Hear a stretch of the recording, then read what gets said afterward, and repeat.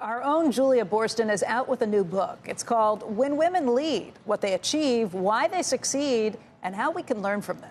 In it, Julia weaves together interviews from more than 60 female leaders and research on funding flows and profits. Joining us right now with more on what she found is Julia Boorstin. She, of course, is CNBC's senior media and tech correspondent and a new author. And Julia, first of all, congratulations. Thank you so much. It's so great to be here talking about my new book. Yeah, it's a lot of work, I am sure. 120 people that you interviewed, 120 women that you interviewed, and other people too. To me, the thing that's most striking in all of this is just what a small portion of funding actually go to women founders. You tracked the fund flows.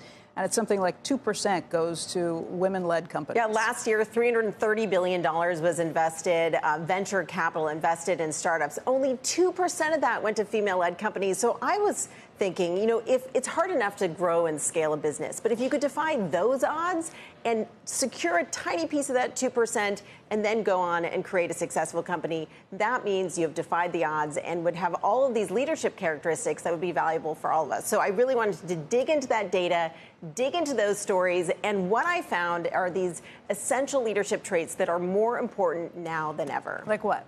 Well, for instance, women are more likely to lead with empathy, with vulnerability. Those are crucial traits if you're going to be connecting with your employees and also motivating an increasingly frustrated or maybe burnt out workforce. It's also essential right now to have empathy and connect with your customers. I mean, think about all of the challenges in the economy. So having those traits is really key. Women are also more likely to found purpose-driven companies, and they're also more likely to lead in a communal way. So bringing in perspectives from across their organization rather than simply top-down decision made in the corner office. We have seen more focus on this, I'd say, over the last 2 or 3 years, Exactly. with some funds that are being created specifically to go out and make sure that they're giving money to women and minority founders to go through some of these things. My question, though, is when we start talking about liquidity, like we've been doing today with Jamie Dimon talking about the crunch in liquidity that's coming, I mean, these are the type of things where you see progress in very flush times. It probably gets a lot harder when that liquidity dries up. Yeah, I mean, and that's why we saw the percentage of funding going to female-led companies drop from 3% on average over the past decade to drop down to 2% in 2021.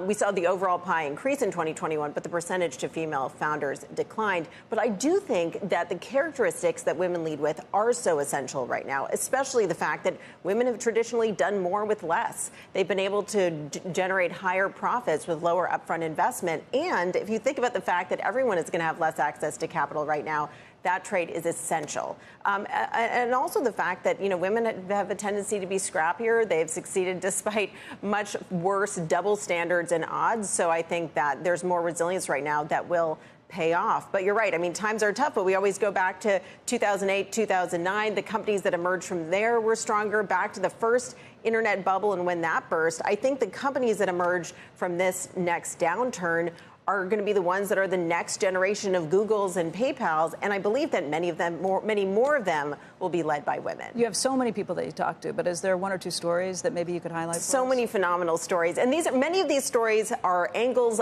on big CEO names that you've heard of, but maybe you didn't know the story. But some of them are CEOs you've never heard of. I think of Toyin Ajayi, who's the CEO of a company called City Block Health. They're actually a Disruptor 50 company, and this is a woman who's transforming the healthcare system. She worked in Sierra Leone, and now she's taking what she learned fixing a pediatric hospital in Sierra Leone to fix the American healthcare system.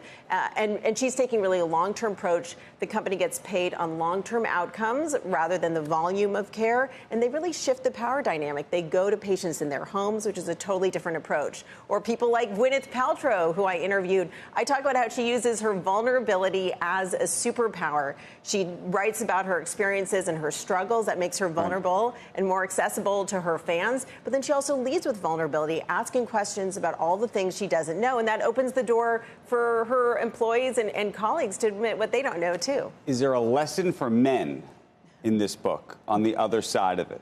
I would say there are even more important lessons here for men than for women. This is a book that is inspiring for women, but is educational for men. And what I would say is this: the leadership traits that these women have are things that men should be emulating. All the data points to the fact that these characteristics are actually more valuable than ever now, not just for women, but also for men. So I would say you got to read the book and you got to start leading more like a woman.